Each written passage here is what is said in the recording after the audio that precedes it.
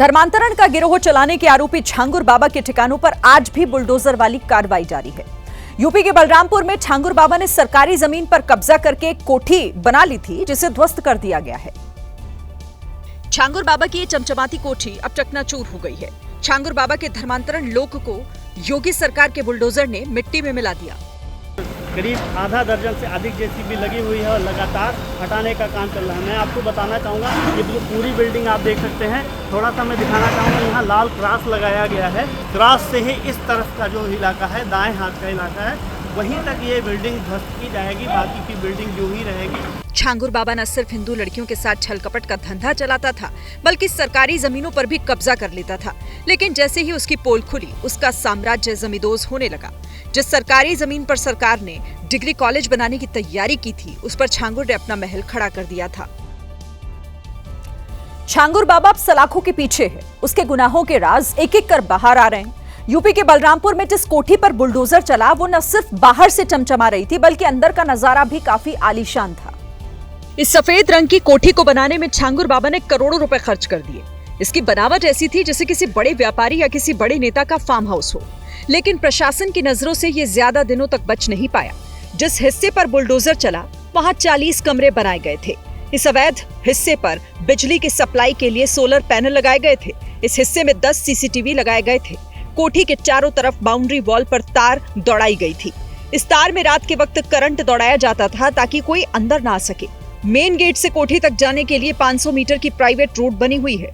इस अवैध हिस्से को छांगुर बाबा ने उस नीतू उर्फ नसरीन के नाम पर बनवाया था, जिसका धर्मांतरण करवाया गया था। सीएम योगी ने कल ही कह दिया था कि छांगुर बाबा को बख्शा नहीं जाएगा। आज मुख्यमंत्री आजमगढ़ में थे और इस बार उन्होंने छांगुर को जल्लाद बताते हुए उसका पक्का हिसाब करने की बात कही। एक तरफ बलरामपुर में छांगुर के अवैध किले पर बुलडोजर चल रहा था, तो आजमगढ़ से सीएम योगी छांगुर का काला चिट्ठा खोल रहे थे। और आपने देखा होगा, अभी समाज विरोधी और राष्ट्र विरोधी कार्रवाई में लिप्त तत्वों के खिलाफ कैसे कार्रवाई हो रही है। कल बलरामपुर में आपने देखा होगा, एक जल्लाद को हम लोगों ने वहां पे भी गिरफ्तार किया है। मुख्यमंत्री ने साफ शब्दों में कह दिया कि अगर हिंदू बहन बेटियों पर गलत नजर डाली तो अंजाम बुरा होगा। कैसे वहां हिंदू बहन बेटियों के इज्जत के साथ खिलवाड़ करता था, पैसे में सौदेबाजी करता था, लेकिन अब ऐसे तत्वों के साथ सख्ती की जा रही है। हम समाज को भी टूटने नहीं देंगे। राष्ट्र विरोधी और समाज विरोधी तत्वों को भी चकनाचूर करके रहेंगे। छांगुर बाबा पर अभी तो एक्शन शुरू हुआ है। आने वाले दिनों में छांगुर को अफसोस जरूर होगा कि उसने जो किया वो सही नहीं था। मान्यता है कि शिक्षक छात्रों को अच्छाई और ईमानदारी का पाठ पढ़ाते हैं, लेकिन मध्य प्रदेश के सिंगरौली में एक स्कूल के प्रिंसिपल पर ही चोरी का आरोप लगा। प्रिंसिपल की इस हरकत ने हर शिक्षक का सिर शर्म से झुका दिया है। चोरी साइकिलों की हुई, एक नहीं, दो नहीं, बल्कि पूरी 23 साइकिलें। चोरी तब पकड़ी गई जब प्रिंसिपल 3 महीने से घर पर रखी साइकिलों को बेचने की योजना बना रहे थे। इसी दौरान किसी ने पुलिस को खबर कर दी। दरअसल जिन साइकिलों की चोरी हुई वो सरकारी योजना के तहत छात्राओं को बांटने के लिए आई थी, लेकिन उससे पहले ही स्कूल के प्रिंसिपल ने बड़ा खेल कर दिया। पुलिस ने जब इस मामले में छापेमारी की तो 23 साइकिलों को बरामद किया। बहरहाल प्रिंसिपल पर जांच बैठा दी गई है। अब बात कुदरत के कहर की करेंगे। महाराष्ट्र के नंदुरबार में उस वक्त हड़कंप मच गया जब कुछ पर्यटक वाटरफॉल में फंस गए। पर्यटक वाटरफॉल का लुत्फ उठा रहे थे, तभी पानी का स्तर अचानक से बढ़ने लगा, जिसकी वजह से वाटरफॉल में नहा रहे पर्यटक वहां फंस गए। झरने के दोनों तरफ पर्यटक फंसे हुए थे। इसके बाद स्थानीय लोगों ने रेस्क्यू शुरू किया। गांव वालों ने झरने के बीच में सपोर्ट के लिए एक बांस लगा दिया और फिर इस बांस के सहारे पर्यटकों को निकालना शुरू किया। पानी का बहाव इतना तेज था कि जब काली शर्ट पहने एक युवक उफनाए झरने के एक छोर से दूसरे छोर आने लगा तो वो पानी में बहने लगा। हालांकि लोगों ने उसे बचा लिया। इसके बाद सफेद रंग की टी शर्ट पहने एक बच्चे ने भी जब झरना पार करने की कोशिश की तो वो भी बहते बहते बाल बाल बचा। पानी की रफ्तार इतनी तेज थी कि कोई भी सैलाब के सामने ढंग से खड़ा भी नहीं हो पा रहा था। वो तो गनीमत रही कि गांव वाले मौके पर आ गए और सभी पर्यटकों को सुरक्षित बचा लिया। हिमाचल प्रदेश के मंडी से तबाही की एक और खतरनाक तस्वीर सामने आई है। मंडी के पांडवशिला में एक लग्जरी कार बाढ़ में बह गई। कार का जो वीडियो सामने आया उसमें एक कार नदी किनारे मलबे में फंसी हुई दिखाई दी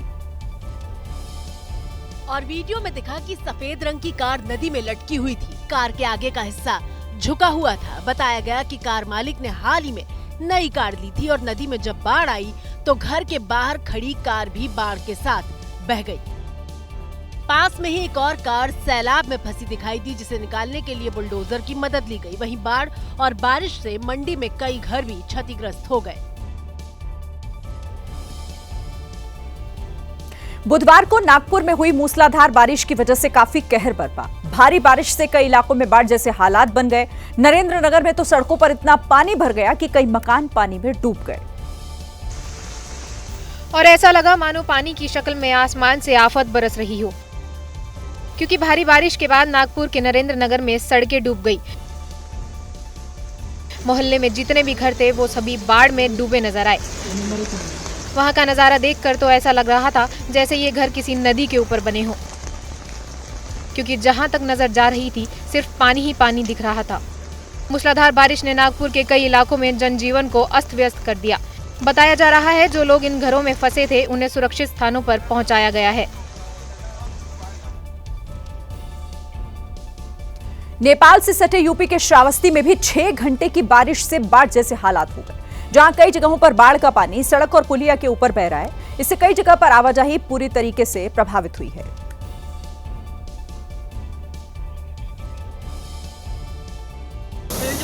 ये उसी तरह से डरा देने वाला वीडियो है जिसमें पानी पूरे वेग से पुल के ऊपर से होकर बह रहा है।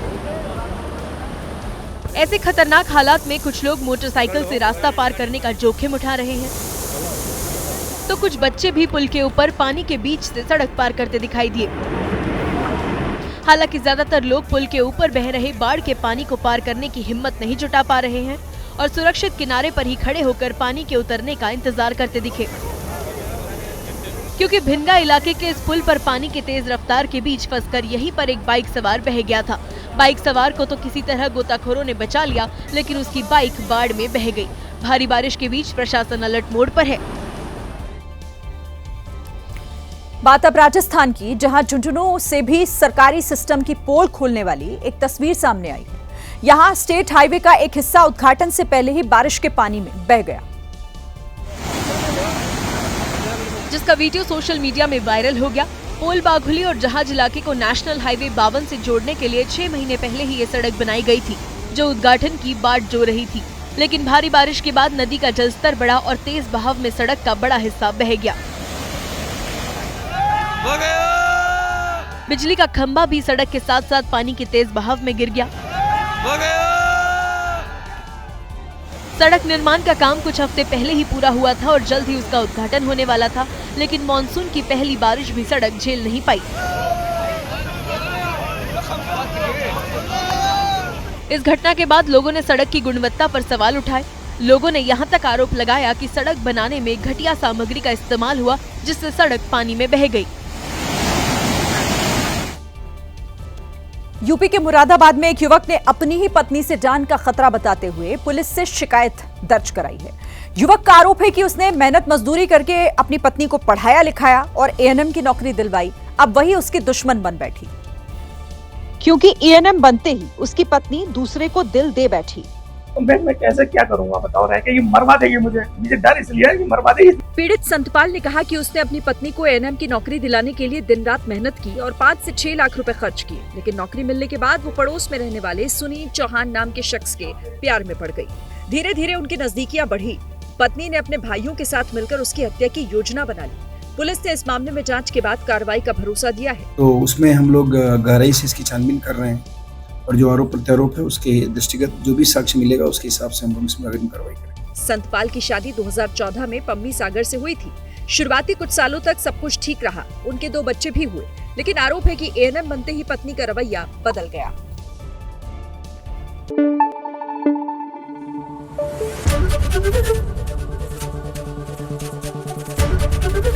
एबीपी न्यूज आपको रखे आगे।